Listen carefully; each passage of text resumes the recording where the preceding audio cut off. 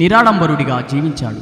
శ్రీ షిరిడి సాయిబాబా చరిత్ర విన్నవారికి, ఆ షిరిడీని దర్శించువారికి సర్వ దుఃఖాలు సర్వ రోగాలు నశించి ఆ బాబా కటాక్షంతో మోక్షాన్ని పొందెదరు.